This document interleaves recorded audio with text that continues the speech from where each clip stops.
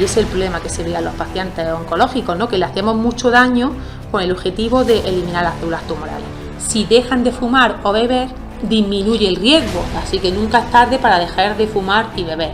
Y gracias a la investigación, pues los porcentajes de curación y de supervivencia pues, han aumentado en estos últimos años. Los genes son los grandes olvidados y pasamos muchas veces de puntillas sobre ellos, cuando son los responsables de todas las enfermedades que tenemos.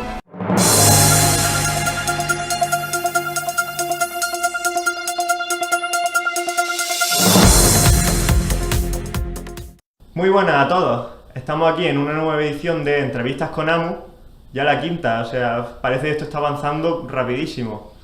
Y bueno, hoy os traemos aquí una invitada muy especial, Marta Eugenia Cuadro Celorrio, quien se licenció en farmacia, pero a partir de este momento se ha embarcado en numerosos proyectos de investigación relacionados principalmente con el área de la oncología, del cáncer. Y es que este es el tema central que vamos a tratar en la entrevista de hoy. El tema del cáncer, sus bases moleculares, muchas cosas que tienen una gran trascendencia en la sociedad actual. Y esperemos sacar pues, bastante chicha de todo esto. Y bueno, además de toda la labor investigadora que realiza Marta, también compagina este aspecto de investigación con la docencia. Es que imparte la asignatura de Biología Molecular aquí en el grado de Medicina de la Facultad de Granada. Muy buenas, Marta, ¿qué tal? Hola, buenas tardes, muchas gracias por haberme invitado. Estamos encantados de que haya venido y muchas gracias por venir. Pues para ir arrancando esta entrevista, me gustaría tratar un poco, así más en general, el concepto del cáncer. ¿Qué es lo que entendemos por cáncer? ¿Qué es lo que causa el cáncer y sobre todo pues, la importancia que tiene la genética en esta patología? Bueno, cuántas preguntas me hace así, bueno. Me lo voy a intentar responder. Empecemos por el concepto. Vale. ¿Cómo se define el cáncer? Bueno, el cáncer, me gustaría mejor, además empezar un poquillo más para atrás por la tercera pregunta que me ha hecho. Los genes, como tú muy bien has dicho, todas las enfermedades, yo siempre digo esta frase mucho en clase, todas las enfermedades tienen su origen en que falla un gen. ¿Vale? Todas las enfermedades son genéticas, ¿vale? Entonces, lo que no es que son familiares o hereditarias, pero todas las enfermedades se deben a que un gen falla, ¿vale? En el cáncer, ¿qué es lo que pasa? Que fallan más de un gen. Es una enfermedad que sigue un modelo poligénico, ¿vale? Y entonces eso hace que tenga a nivel molecular una gran complejidad y heterogeneidad. No podemos hablar de un tipo de tumor ni siquiera basándonos en el tipo de célula, sino que hay tantos tumores como pacientes. Por eso la dificultad de tratar y conseguir que se llegue a un 100% de la curación de los pacientes con cáncer. ¿No? Más o menos así el contexto a la pregunta, ¿no? Sí. Vale, que me ha hecho muchas de golpe y no sabía que me ha hecho muchas de golpe. Claro, como son muchos temas diferentes. Pues por eso no sé las bases moleculares que vosotros sabéis durante el curso, bueno, durante el grado de medicina solo tenéis una asignatura, que es la mía, que son muy pocos créditos, son 18 clases de teoría, entonces yo creo que a veces los genes son los grandes olvidados y pasamos muchas veces de puntillas sobre ellos, cuando son los responsables de todas las enfermedades que tenemos. Claro, que muchas veces se hace solo esa relación entre cáncer y genética, pero realmente la genética es una parte fundamental de todo lo demás, de todas las demás patologías, tienen componente genético, como claro, has dicho, ¿no? Claro, incluso la medicina del siglo XXI ya debería estar orientada más a los genes, no a una medicina observacional o macroscópica. Lo que pasa es que las cosas van despacio y las enfermedades más mortales pues son aquellas que están recibiendo más dinero en investigación. Y en este caso, pues el cáncer, como todos sabéis, es la primera o segunda causa de mortalidad en los países desarrollados. De ahí que se hagan grandes esfuerzos en estudiar los genes que son la causa, aunque no perdamos de vista pues el medio ambiente, ¿vale? El epigenoma, ¿vale? También hay que considerarlo. Todo no es lo mismo vivir en Granada que vivir en Finlandia por los factores externos a los que estamos sometidos. Y ahora, bueno, has mencionado que eso, el cáncer es una enfermedad, no podemos hablar del cáncer como una enfermedad, son una gran cantidad de patologías diferentes, muy específicos. Sí, efectivamente. ¿Y de qué depende, por ejemplo, que haya cánceres que sean más agresivos que otros? ¿De qué dependen las diferentes características? Sobre todo refiriéndonos al pronóstico, a su agresividad, por decirlo así. Pues lo que tú me estás preguntando no se sabe a ciencia cierta porque, por ejemplo, los tumores que afectan a órganos localizados en el aparato digestivo, como por ejemplo el tumor de hígado, de páncreas, de estómago, son tumores muy agresivos. ¿vale? No hay una causa de por qué, a nivel genético, por qué esos tumores son más agresivos que en otros, porque muchas veces los driver genes, que son, a ver, que no me gusta utilizar términos ingleses, pero para que lo entendáis, en el cáncer, para que una célula se vuelva tumoral deben de alterarse entre 5 o 10 genes, ¿no? Pero hay un gen que es el driver gene, que es el gen conductor de la oncogénesis, como que si fuera el general que lleva un batallón. Pues muchas veces los tumores, los driver genes, son comunes a muchos tumores y no todos tienen el mismo pronóstico. Entonces, en eso de la agresividad no lo podemos enfocar a un gen en concreto que falle en uno o en otro, ¿vale? Porque, por ejemplo, KRAS, que es un oncogen que está afectado y es un driver gene en muchos tumores, pues aparece en cáncer colorectal, en pulmón o en páncreas. Y el pronóstico depende más bien de cuándo se diagnostiquen estos tumores. Eso es muy importante, el diagnóstico precoz. Por eso es importante que se conozcan, que existen pruebas para diagnosticar los tumores en estadios iniciales, conocer los grupos de riesgo. Todas esas cosas son muy importantes que estudiantes de medicina lo vayáis conociendo, porque el mejor tratamiento de un cáncer pues es el diagnóstico precoz. Pues muy interesante. De hecho, la siguiente pregunta va exactamente sobre esto y es un poco sobre eso, la importancia que tiene al fin y al cabo el diagnóstico precoz. ¿Es lo más importante respecto al abordaje del cáncer? ¿Es como el punto principal más que el mismo tratamiento? Claro, es que, bueno, no hemos comentado antes también que estamos hablando siempre de tumores esporádicos, no estamos hablando con tumores que tengan un origen en la línea germinal, lo hereditario, los familiares. Ahí lo más importante es que tú tienes un gen mutado en tu línea germinal y es muy importante el seguimiento de estos pacientes, ¿vale? Siempre hablamos de los tumores primarios. Claro, lo más importante es el diagnóstico precoz, porque podemos abordarlo muchísimo mejor y tenemos el tumor localizado. Cuando ya los famosos ganglios centinelas que se hacen en los procesos quirúrgicos para ver la afectación, pues es muy importante porque determinan que las células tumorales ya no están en un sitio concreto, sino que han pasado a todo nuestro organismo. Entonces puede ser que un paciente le extirpemos un tumor, vaya muy bien y al cabo de los 5 o 6 años aparece una metástasis en otro órgano diferente del tumor primario.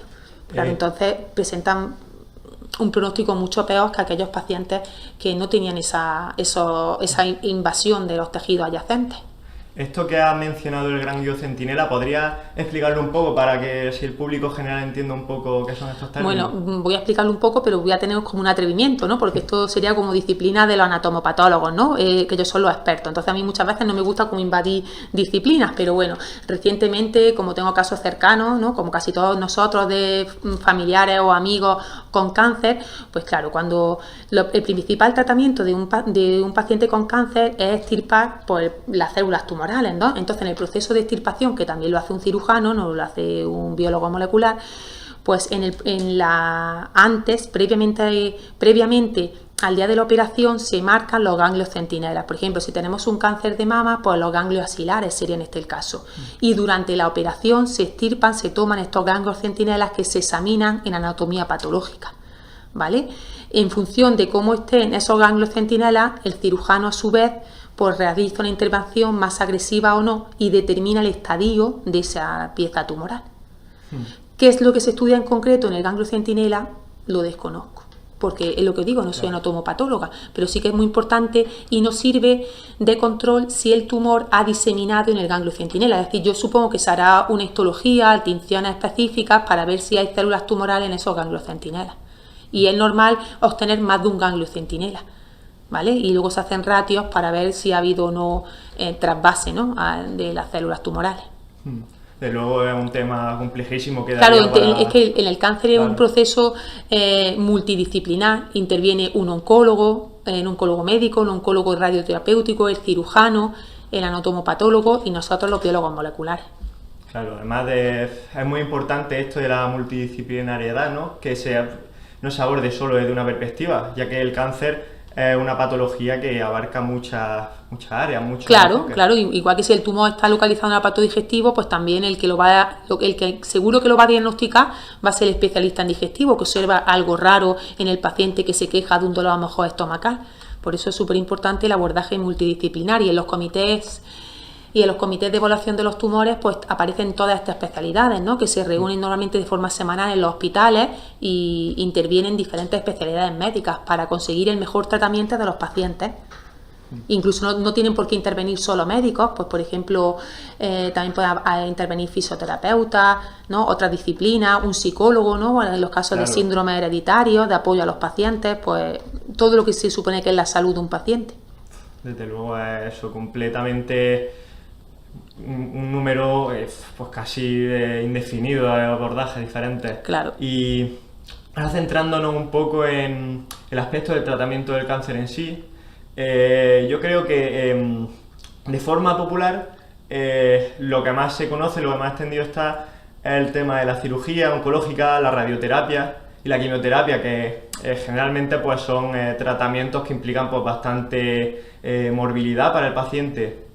Pero quería preguntarle si actualmente disponemos de otras terapias que puedan ser menos agresivas con el paciente, que se estén usando ahora o estén enviando investigación, o realmente todavía el pilar central se basa en estas terapias que he mencionado al principio. Bueno, el pilar central sigue siendo las terapias que tú has dicho claramente.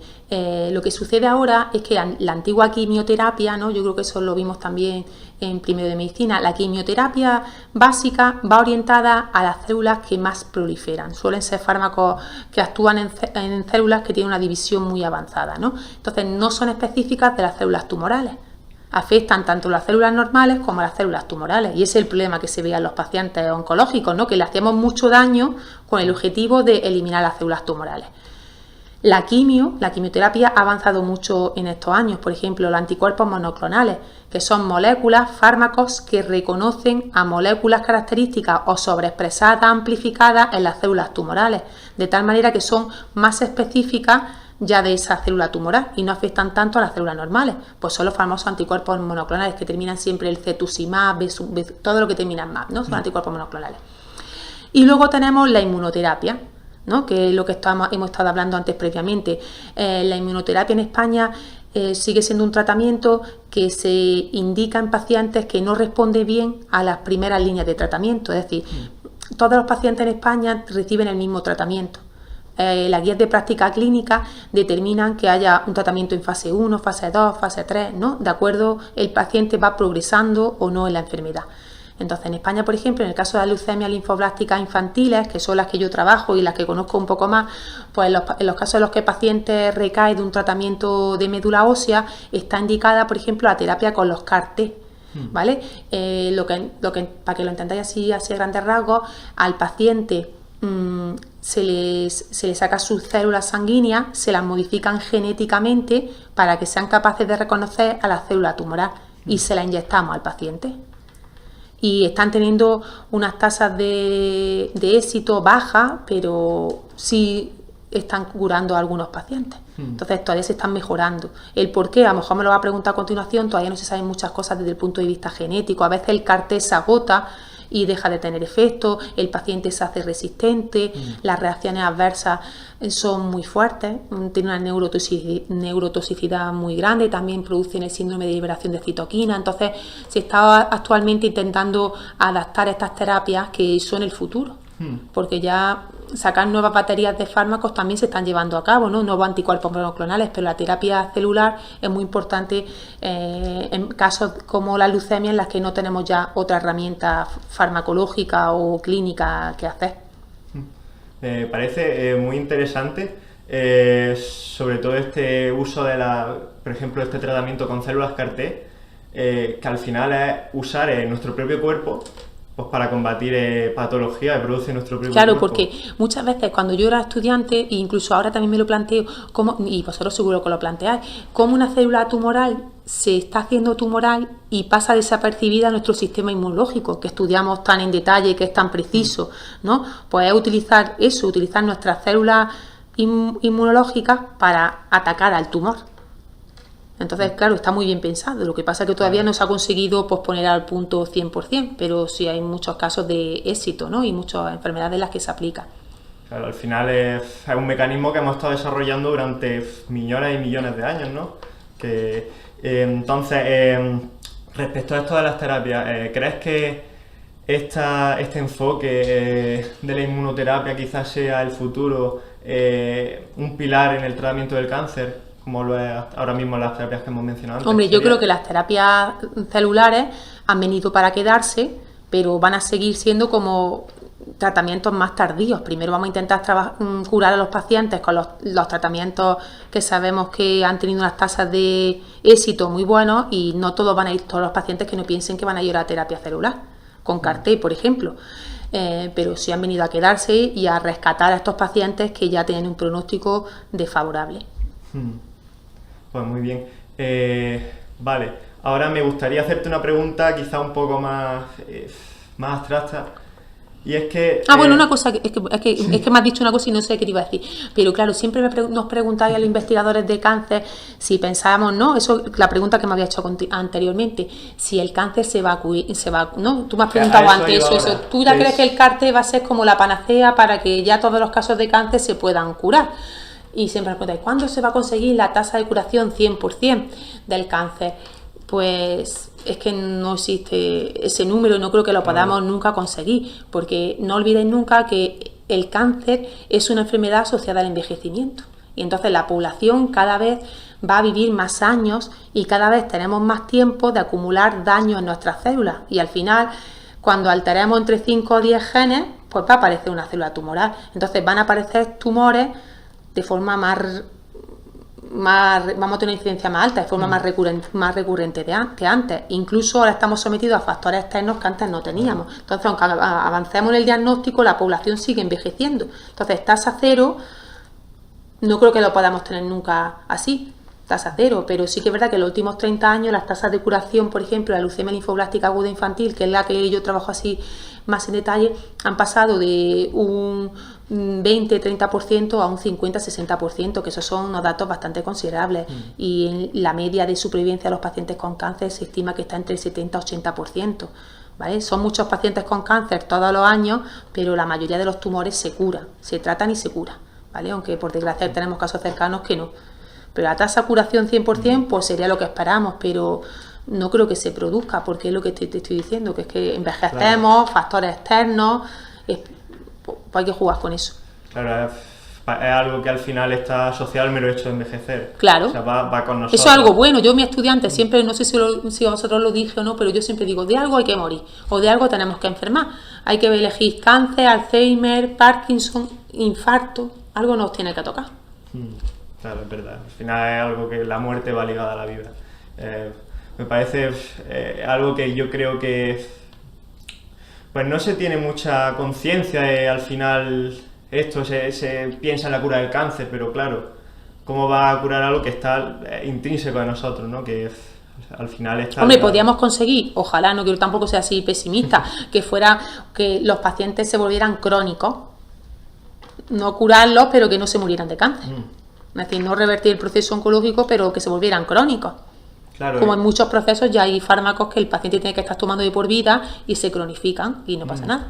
Por ejemplo, la leucemia mieloide crónica, ¿no? La famosa leucemia mieloide crónica que tiene la translocación 922, pues tiene un fármaco, el imatinib, que bloquea la oncoproteína de fusión que se forma, y el paciente, pues con ese tratamiento, pues está perfecto. Pues es muy interesante, de verdad, todo este aspecto estos aspectos del cáncer.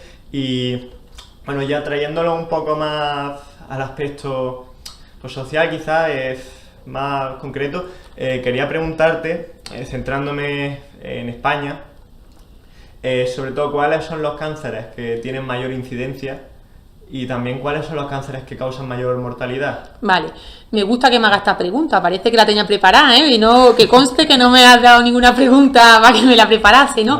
No, pero bueno, no pasa nada, si aquí estamos entre amigos y no pasa nada. Pues claro, es que eso, como damos muchas charlas de divulgación, ¿no? Porque es verdad que el cáncer es un problema de salud que mueve mucha sensibilidad de la sociedad, pues estos datos los tengo muy cercanos, ¿no? Y porque trabajo en eso, no así.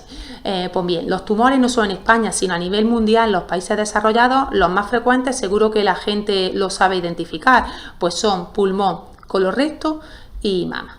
En adultos, en niños, como hemos estado hablando anteriormente, el cáncer infantil es una enfermedad desde el punto de vista genético al cáncer en adultos. Obvio, porque en niños no tenemos este tiempo, este envejecimiento que hemos estado comentando. ¿no? Porque podríamos decir que el cáncer en adultos, salvo los síndromes hereditarios, se debe pues a que acumulo daño en mis células por la propia replicación, por exposición a factores externos, bebo, fumo, ¿no? Contacto con virus, pero en niños no pasa esto. Entonces son dos enfermedades totalmente diferentes. Y en niños son más frecuentes las leucemias, por eso trabajo leucemia, los tumores del sistema nervioso central o los tumores de partes blandas, ¿vale? ¿Y cuál es el tumor más mortal? Pues en niños el cáncer es la segunda causa de mortalidad por detrás de los accidentes. ¿Cuáles son más frecuentes? Pues los tres están repartidos, aunque leucemia principalmente, el 80%, ¿no? De todos los tumores en niños son leucemias. Y en adultos, los tumores más mortales, pues lo podéis... Yo me pongo mala cuando voy a la cafetería de la facultad, en la que no se puede fumar. El tumor más mortal es el cáncer de pulmón, ¿vale? Es el más frecuente y el más mortal. Y 1/3 de los tumores de pulmón se están asociados al consumo de tabaco. El 33% dice que es la OMS. Por eso cuando yo veo que estáis fumando en la cafetería, que pone un cartel prohibido fumar, pues yo de verdad no lo termino de entender, porque es que se podían evitar el 33% de todos los fallecimientos de cáncer de pulmón evitando el tabaco. De verdad que el tabaco me parece... Todas las drogas me parecen estúpidas, pero es que el tabaco me parece incluso más. Que yo creo que te da más ansiedad que otra cosa, no te da nada bueno. Bueno, como cualquier droga, pues eso genera una dependencia psíquica que los que no fumamos, pues yo pienso como tú, ¿no? Pero los que fuman, pues tienen esa dependencia tanto física como psíquica, que es que ahí ya entramos en una droga, ¿no? Entonces, que debería estar prohibida, ¿no? Pero eso sería otro debate, ¿no? Ya, pero sí que es verdad que dejando de fumar podemos evitar pues muchos casos de cáncer, en este caso de cáncer de pulmón. También está asociado a tumores relacionados, ¿no? Con la boca, el esófago, ¿no? Todo lo que afecta al aparato respiratorio, pero todos esos tumores se podían evitar. Vale, vamos a seguir ahora un momento después con este tema de los factores de riesgo que me interesa mucho, pero volviendo un poco atrás, esto que has mencionado del cáncer en niños, que sobre todo afecta a ciertos tipos de tejidos, a la sangre, sistema nervioso, tejidos blandos. ¿Por qué en los niños son más prevalentes este tipo de cáncer? Eso no lo sabemos. Es algo que todavía no se sabemos, desconoce. No, porque no lo sabemos. Incluso hay algunos artículos científicos en los que se identificó el evento oncogénico, el driver genes, ¿no? El que conduce la oncogénesis en el vientre materno, pero no sabemos por qué, son más frecuentes. No lo sabemos por qué. Algo se tiene que todavía... ¿Y por qué en adultos no? En adultos sí aparecen muchas leucemias, pero ¿por qué son más frecuentes? Vamos a quitar el cáncer de pulmón, que lo asociamos al tabaco, y hay un porcentaje de la población, ¿no? Que está sometida al hábito tabáquico. ¿Pero por qué colorecto? Porque, bueno, colorecto sí lo sabría explicar, y mama, lo puedo saber, lo puedo pensar, porque el colorecto es las células que más se dividen, ¿no? Son las células del aparato, bueno, de la mucosa intestinal. Cada vez que una célula se divide, estamos jugando como a la ruleta rusa, ¿no?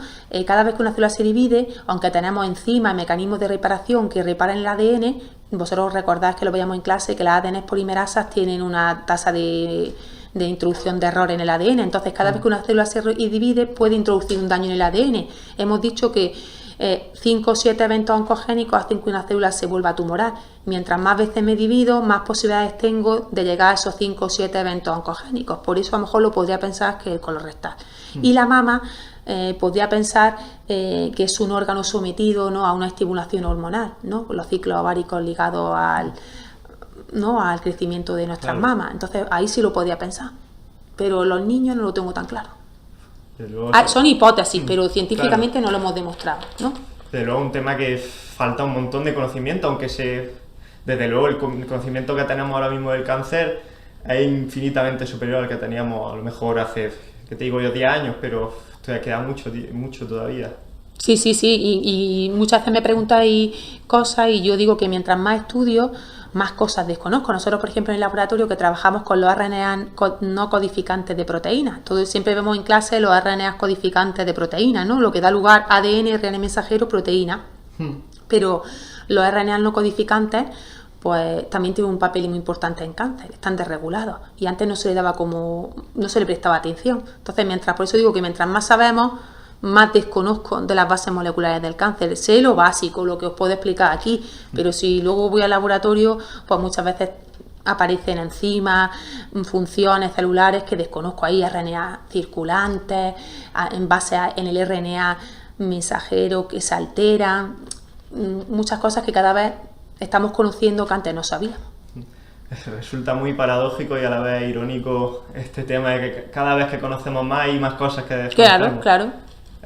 Yo creo que es una de las cosas más, no sé si decir bonitas y a la vez como jodidas de la investigación. Bueno, cada vez que conoces, también es verdad que los investigadores somos muy críticos con nuestro trabajo y con lo que conocemos, pero cada vez es un pasito más que se va dando. Pero siempre dice que el que más habla con más libertad es el que menos sabe. Cuando tú sabes, pues eres más reticente a decir ciertas cosas porque te generan inseguridad. Porque puede haber otras que te lo desconozcan. Y en cáncer, como es un tema tan diferente, tan complicado, pues mientras más sabemos, pues más sé que me falta por saber. Desde luego podríamos pasarnos aquí hablando años de todos los aspectos, pero vamos a ir concretando un poco, por volver metiéndonos en el hilo de la entrevista y retomando lo que estábamos hablando hace un ratillo de los factores de riesgo. Habíamos mencionado el tabaco. Quería preguntarte por qué nos recomiendas hábitos saludables, qué podemos hacer para disminuir el riesgo de padecer cáncer. Bueno, pues eso está. Hay que tener siempre en cuenta que no vamos a poder disminuir el riesgo de cáncer debido a nuestro propio metabolismo celular, como te decía antes, ¿no? O nuestra replicación celular. Eso siempre todo lo vamos a contar, ¿no? Cada vez que una célula se divide o una célula por vivir en un medio aeróbico, porque recordad que tenemos un metabolismo aeróbico, pues ahí no podemos hacer nada, ¿vale? La especie reactiva del oxígeno la generamos también nosotros. Un proceso de inflamación daña nuestras células, eso no podemos hacer nada. Entonces, como tú bien dices, los factores externos los podemos controlar, ¿vale? ¿Qué factores externos debemos evitar? Claro, aquí es riesgo-beneficio, ¿no? Muchas veces cuando doy una clase en el aula de formación permanente de la Universidad de Granada, que damos clases a jubilados, ¿no? Sobre el tema del cáncer, ellos muchas veces me dicen, es que nos quieres quitar todo, Marta. Y digo, bueno, pues hay que intentar compensar unas cosas con otras. Pues como bien sabéis, hay que evitar el tabaco, una alimentación adecuada, si son cosas que son hábitos de vida saludable que valen para todas las enfermedades. Aumentar el consumo de frutas, verduras, ¿por qué? Porque tiene antioxidantes. Controlamos las especies reactivas que dañan el ADN y pueden introducir mutaciones. Evitar el consumo de carnes, ¿vale? Carnes así, ¿qué más? Alimentación, el deporte es bueno, el sedentarismo es malo. El alcohol, lo siento, el alcohol está asociado a muchos tumores del aparato digestivo, del hígado, ¿no? Hay que evitar el alcohol, lo siento, ¿no? Aunque nuestro ministerio dice que beba alcohol con moderación, no se debería consumir alcohol. El alcohol produce daño en el ADN, pero pues salís de fiesta, sois jóvenes, ¿no? Y aparte que el consumo de alcohol es algo muy estandarizado en las sociedades, en todas las subdesarrolladas y las desarrolladas. ¿Qué más cosas podemos hacer? El alcohol, el sol, ¿ves? Ahí tocamos un punto que el sol, a mí el que me gusta de los factores externos, ¿no? Yo no bebo, yo no fumo y yo tengo una dieta saludable, pero yo soy consumidora del sol, por eso digo que hay que hacer riesgo-beneficio. Pues si tomamos el sol, pues con protección solar, evitar las horas solares peligrosas del día, mantener relaciones sexuales con preservativos, chicos, pues hay virus que aumentan el riesgo de determinados tumores. Por ejemplo, el virus del papiloma, aunque ahora se ha instaurado en España la vacunación ya no solo de niñas, sino de niños también en el calendario vacunal, pero solo nos protege de 4 genotipos del virus del papiloma. Y si tenemos el virus del papiloma, tenemos un alto riesgo de tener pues, un cáncer de pene, y las chicas, por ejemplo, pues tener el famoso cáncer de cuello, ¿no?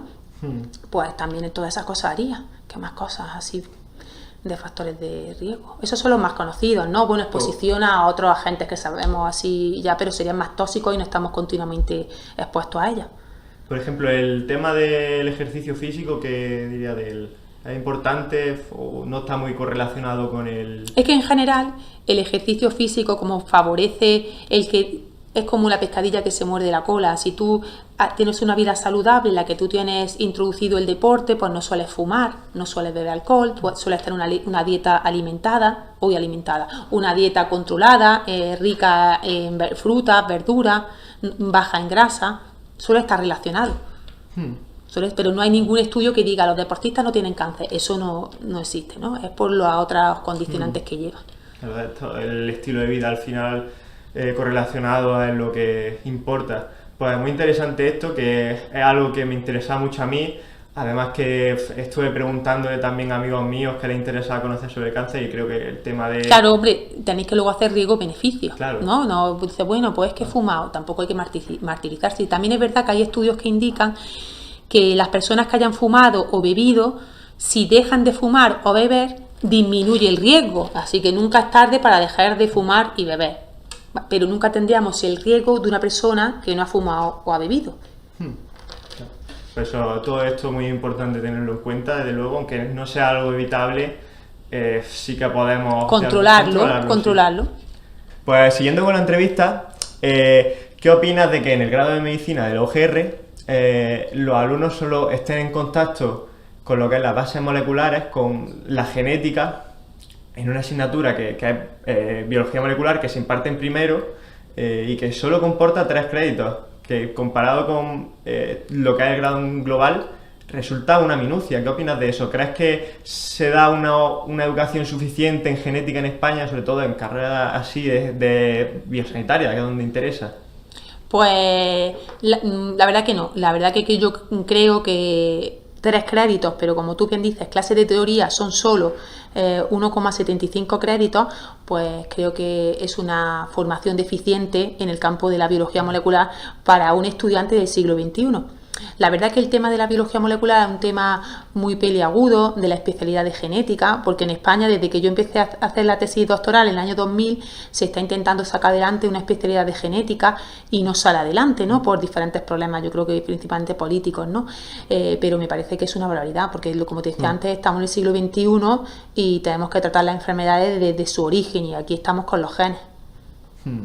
Claro, aunque sí que es verdad que luego a veces dais pinceladas, ¿no? En alguna asignatura, sí, en farmacología, radiología, ¿no? Cuando son así genes, tratamientos específicos, pero sí que es verdad que pasáis muy de puntilla por el campo de la genética, el consejo genético, y no solo en cáncer, sino en todas las enfermedades. Claro, desde luego eso. Sí que es verdad que, como dices, a lo mejor en alguna asignatura damos puntualmente algún aspecto genético, pero no es algo que realmente parece que no se esfuerza por inculcar a los alumnos.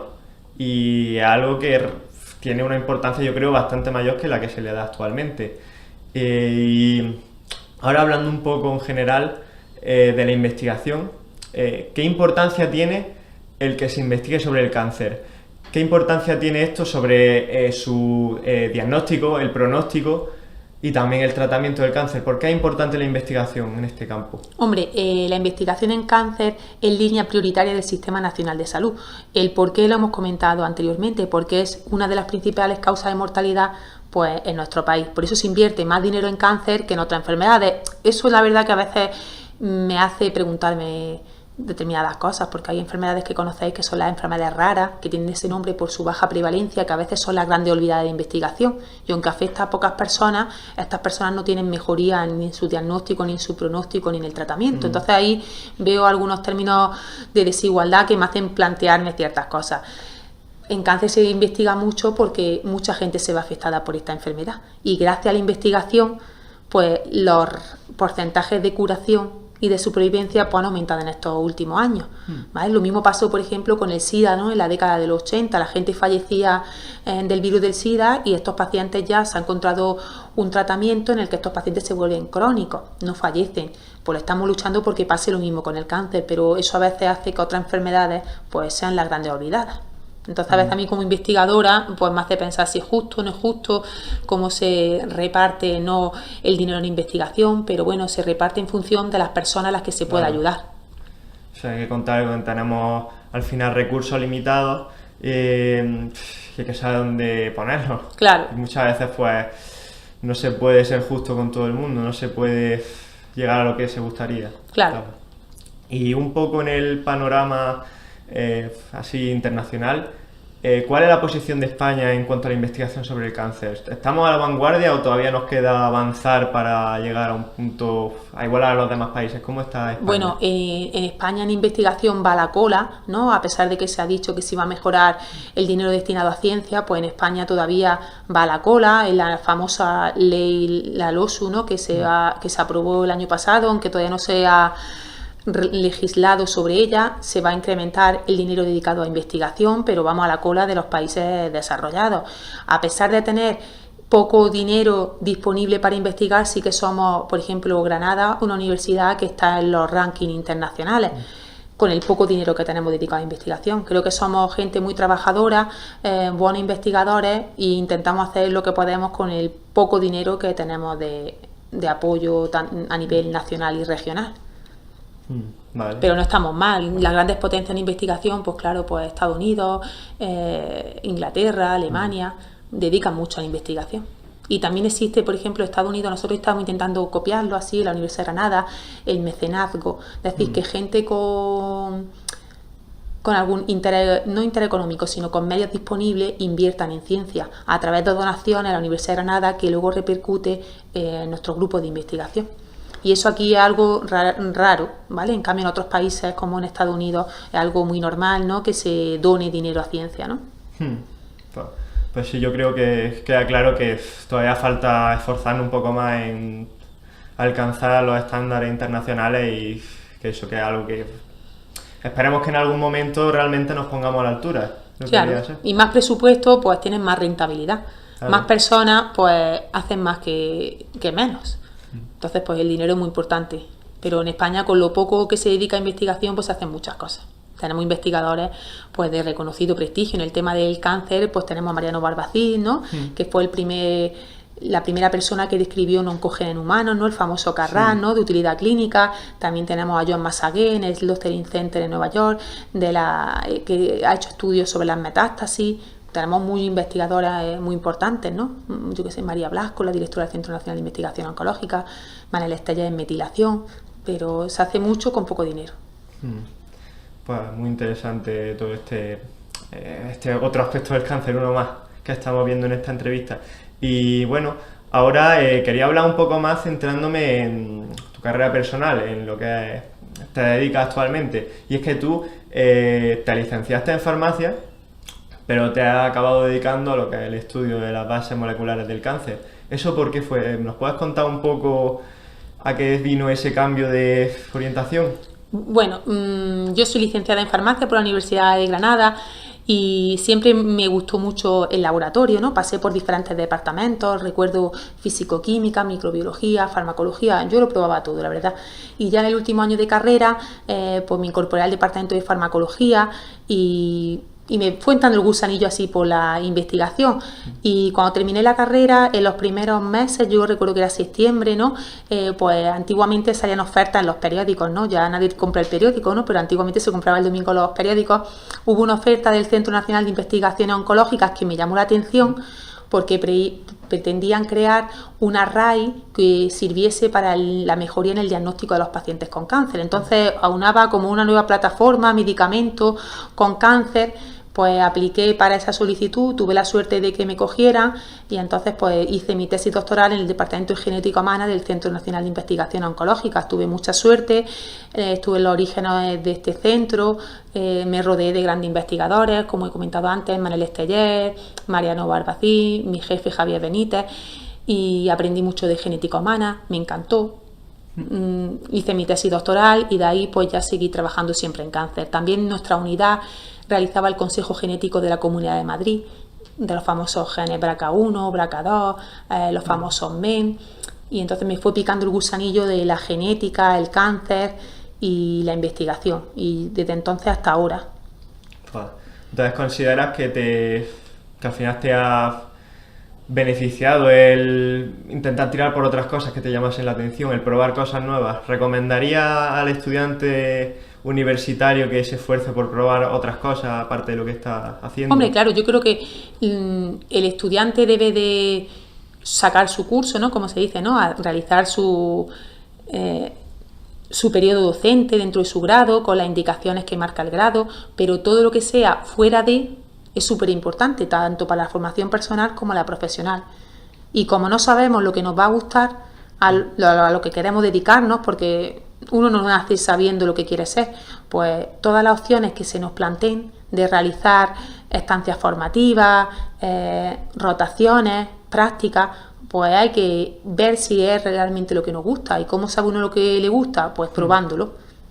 yo siempre fui así, para eso así, pues valiente, no me dio ningún apuro desplazarme a Madrid, luego estuve en Estados Unidos, luego estuve en Sevilla y luego ya regresé a Granada, y siempre he tenido la suerte de tener apoyo por parte de mi familia y apoyo también a nivel de las instituciones que me permitieron estar aquí hoy, y realmente creo que soy una persona pues muy agradecida a la vida porque me gusta mi trabajo, cada día tengo cosas diferentes que hacer, no me aburro, conozco gente nueva todos los días, aprendo técnicas diferentes.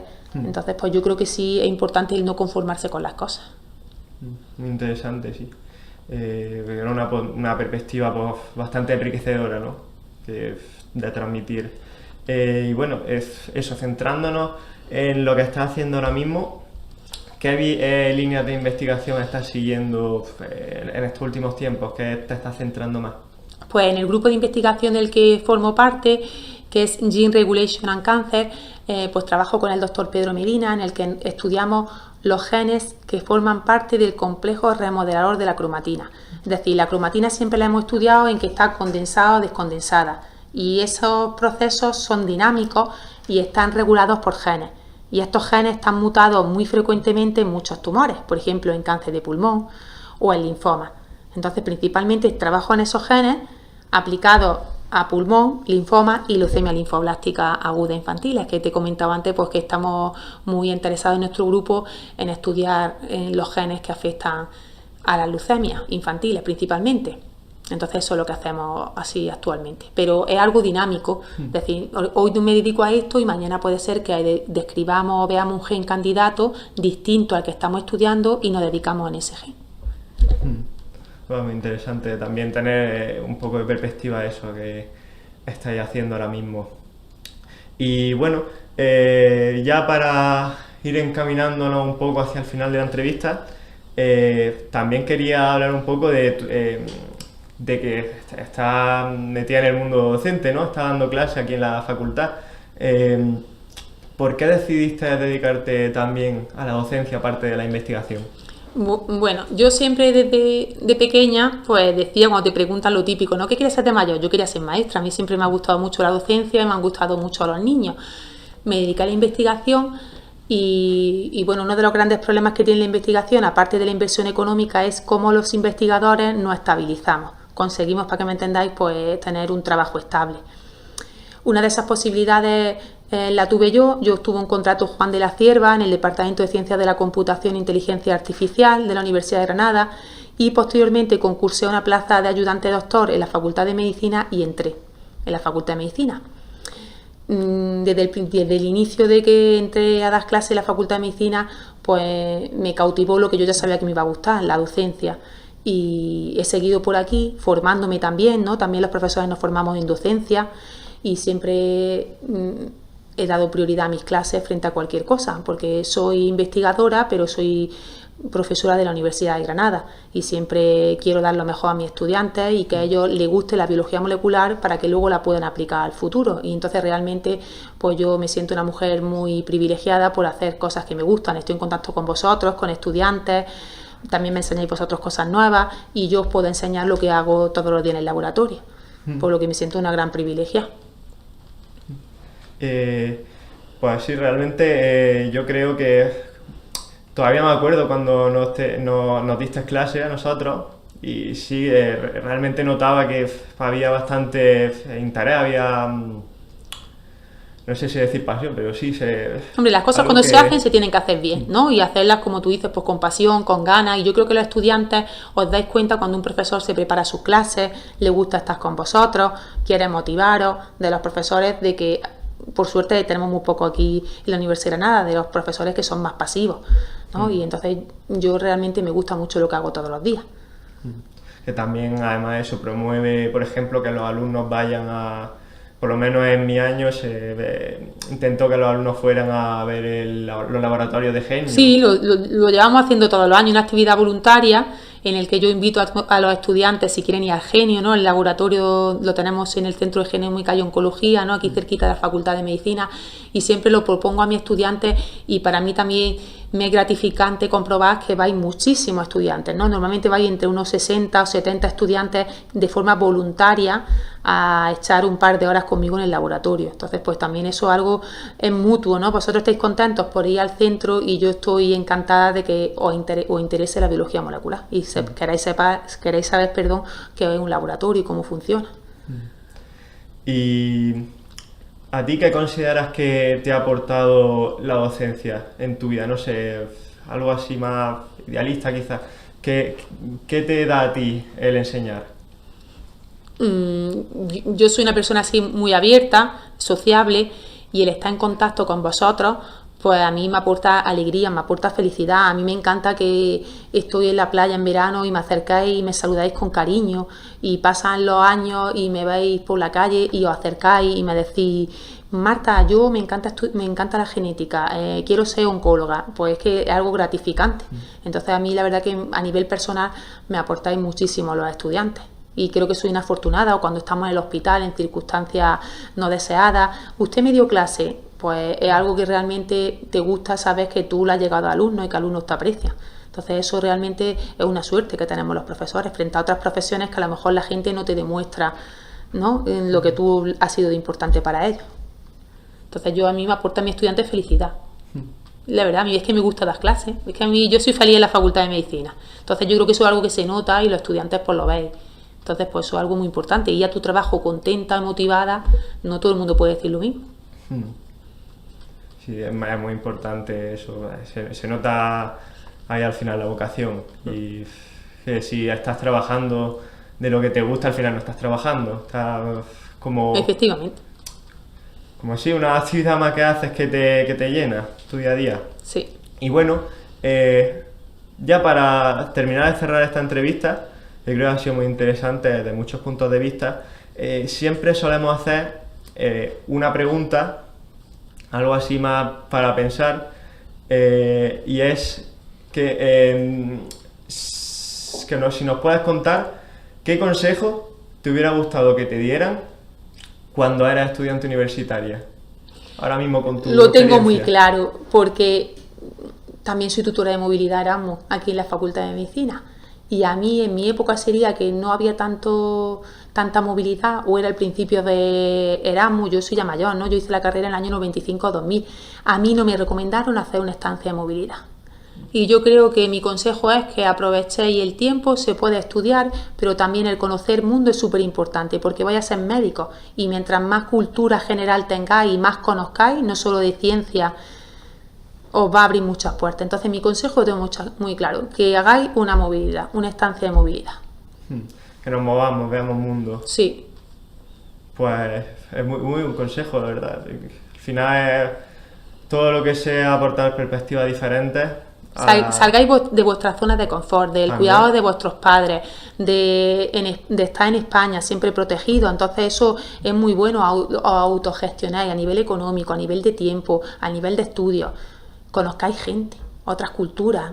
Ya la globalización está aquí, ya ha venido para quedarse. Tenéis que conocer las culturas más heterogéneas, más diversas que hay en el mundo, porque vuestro paciente puede ser de cualquier país. Entonces, mientras más cosas conozcáis, es mucho mejor para vosotros. Me parece muy curiosa esa perspectiva, además de... Y yo no me fui de Erasmus, y yo creo que digo, es que a mí no me lo ofrecieron, o yo no supe que existía. Entonces a mí me hubiera gustado hacer una estancia Erasmus, y yo recomiendo que hagáis una estancia Erasmus.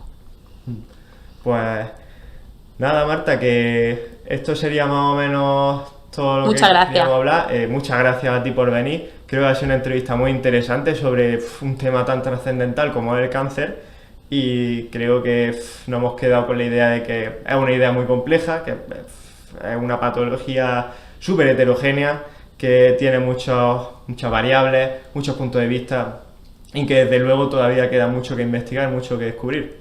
Efectivamente, yo creo que el mensaje sería que es una enfermedad, como tú bien has dicho, distinta en cada paciente, que hay que intentar prevenirla dentro de la medida que podamos cada uno, y que no hay que tener miedo a la palabra cáncer, porque el cáncer es una enfermedad que se cura, ¿vale? Y yo creo que todavía la gente habla de cáncer y le da tiene miedo, y no tienen por qué, porque se cura mucha gente, el 80% de los tumores se cura.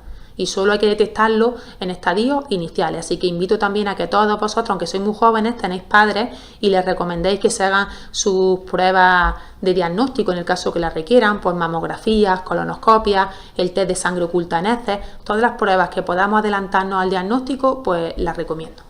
Nada, chicos, eso, que muchas gracias por haber visto el podcast, muchas gracias otra vez a ti, Marta, por haber venido, y muchas gracias aquí a nuestro equipo de soporte, a Samuel y a Ángela, que se lo han currado un montón estando aquí, vigilando que todo salga bien. Así que, pues nada, nos vemos. Adiós. Hasta luego.